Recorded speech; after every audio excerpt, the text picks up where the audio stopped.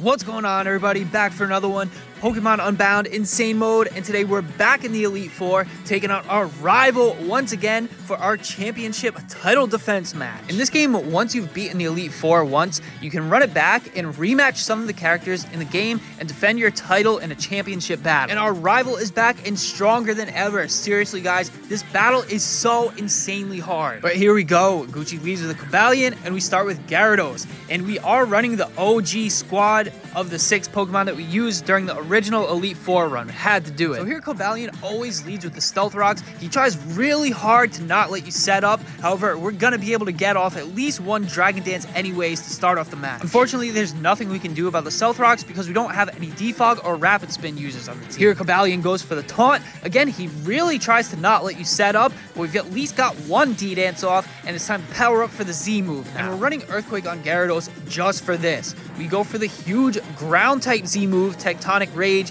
It's going to be super effective, and it's so important that we're able to take him out in one shot because Cobalion is holding the red card. And because we were able to figure out a way to one-shot the Cobalion, the red card does not activate, and we've still got Gyarados set up on the field. And with Cobalion down, Weavile comes out next. And here we need to rely on some good RNG. It's the only way to get past this Weavile. He's going to attack with the triple axle, and we need at least one miss here, and we've got it right away. We're able to get off the waterfall, and honestly, if Weavile lands all 3 of those triple axle hits, it's a reset. We need him to miss at least one. He's gonna go for a second triple axle, and this time he lands all 3 hits. However, thanks to the first miss, Gyarados is still alive. We hit the second waterfall. It's going to take 2, but ultimately, Weavile sees his demise. And if you guys think Pokemon videos like this are cool, remember to hit the like button and subscribe to the channel to see more. It helps out a lot. But here we go with our rival's first 2 Pokemon down and out. Shaymin Sky comes out next. Now, we are running Ice Fang on Gyarados. However, the problem is, even after the +1 speed from the Dragon Dance, Shaymin Sky is still faster. We can't afford to let Gyarados get hit by this.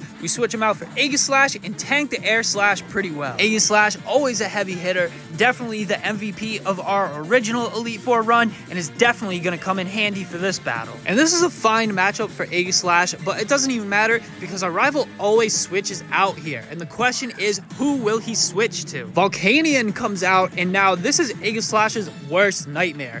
This is a terrible type matchup. We predicted the switch in wrong and go for the Iron Head. Volcanion is going to type resist and take super low damage. We were really hoping to see Tyranitar there instead, but now that Volcanion is on the field, we've got to get Aegislash out of there. So we're predicting a Flamethrower here. We switch Aegislash out for Goodra. We're going to be taking Stealth Rocks damage all match, but luckily we predict the Flamethrower right, and Goodra is just a special defense monster. Plus, we type resist the Fire type. And our rival likes to do a lot of switching here, as we see the Tyranitar finally come out just a turn too late. Tyranitar whips up the Sandstorm, effectively boosting its own special defense by 1.5x. We fire off the Dragon Pulse, but on top of that, Goodra also doesn't have very good special attack either, so Tyranitar tanks that like a champ. Now here we could stay in and try to go for the Muddy Water, but we know that Tyranitar knows Ice Punch, and Goodra is going to be super weak to that. We want to switch him out and get Aegislash back on the field. He's going to evolve into Mega Tyranitar, and this thing is just an absolute monster. I mean, just look at it. Such a cool Mega Evolution and so powerful too. So we read the Ice Punch correctly. Aegislash tanks the hit like an absolute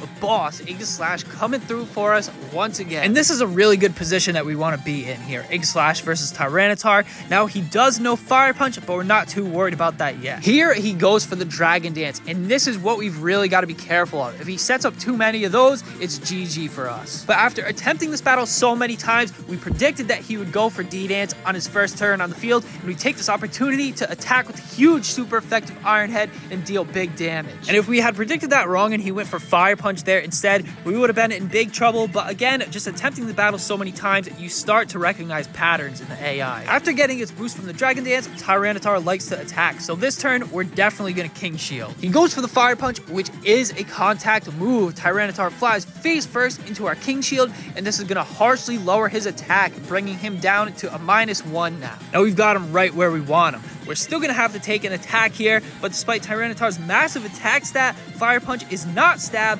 Aegislash is a defensive monster, and we tank the hit just fine. Now that it's our turn to attack, we transform into the Blade Stance, get off a second Iron Head, and Mega Tyranitar is toast. Aegislash always pulling through clutch for us. Again, I can't stress enough how good this Pokemon is. Making correct use out of the King Shield and its stance form change ability, it's so busted. But even the strongest Pokemon always have a weakness, as of course, Volcanion comes back out. Now we know he's probably gonna Flamethrower here, or Earth Power is a possibility too, but either way we want a King Shield, predicting the Flamethrower right, and just to use this turn to get a bit of leftovers heals. But now that we've protected once, we can't King Shield twice in a row, so it's time to make the switch out. We're gonna switch back to Goodra, and this is really Goodra's main job for this battle, is dealing with Volcanion. We don't have any other better answers. We're going to tank the Flamethrower, type resist, and again, Goodra is just a special defense monster, so we tank it pretty well. And here we know our rival loves to switch, and the more that this goes on, the more of a disadvantage we're going to be at, because every time we switch, we take Stealth Rock's damage, but he doesn't. We go for the Dragon Pulse, Shaymin's going to eat it instead, and we get off some chip damage. Now again, we need Goodra to deal with Volcanion, so we want to switch him out and get Aegislash back on the field to deal with the Shaymin. And Aegislash resists the rocks, so we take a bit of damage, but it's not too bad overall. Shaymin goes for the hidden power, which I believe is ice, and it's a good thing that we got Goodra out of there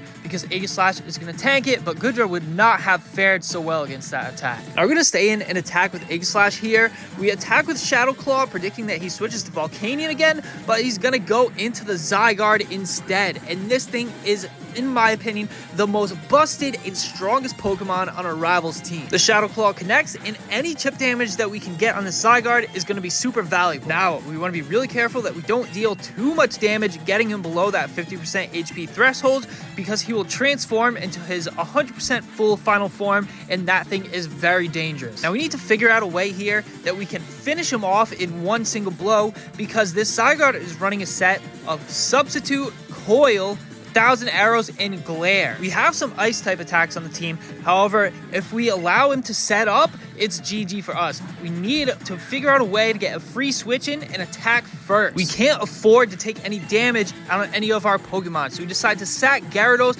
takes one for the team, and this is going to allow us to make this big play and get a free switch into Garchomp. Now, our Weavile obviously has ice type attacks. However, he was not going to be able to tank that hit. We're also running Ice Fang on Gliscor, but his attack stat isn't very powerful. Even being 4 times super effective, it wouldn't be enough to take out the Zygarde in one shot. So we're going to put our faith in Garchomp. We Mega Evolve, fire off the huge Outrage, and it's going to do the trick. Zygarde goes down in one shot. Let's go. And again, the key here is to take out that thing as soon as possible, because if you let Zygarde set up, it's over. Shaymin Sky comes back in and attacks with a 4 times super effective hidden power Ice, but Mega Garchomp actually survives the hit. We get off another Outrage and land the huge critical hit, and Shaymin goes down to the Outrage as well. And this is where we truly turn the tides of this battle. Mega Garchomp putting in that work, an absolute beast. Our rival is starting to run out of Pokemon as he sends out Volcanion one last time. And with these really high level difficulty battles, the snowball effect is real, because the more you start to take out the opponent's Pokemon, the more he runs out of options and the easier it is to exploit openings. But Garchomp's not done yet. We hit through Confusion, landing the huge super effective Stab Earthquake. Unfortunately, it's not enough to take him out in one shot, and we go down to the Sludge Wave. But Garchomp absolutely did his job and went above and beyond, just absolutely sweeping through the opponent's team, and now it's up to the rest of our Pokemon to take us home. We've still got 4 Pokemon left to deal with our opponent's 1, and we bring Goodra back out to check this Volcanion. He goes for the Sludge Wave, but this is what we've got Goodra for, just a special defense monster. We tag to hit and get poisoned, but it's not going to matter because we're not going to live to see another turn either way. We finish him off with the Dragon Pulse, and that's GG rival. But that's it for this one, guys. I hope you all enjoyed the video. Remember to leave a comment. I always love to hear from you guys, and as always, thanks for watching, and see you next time.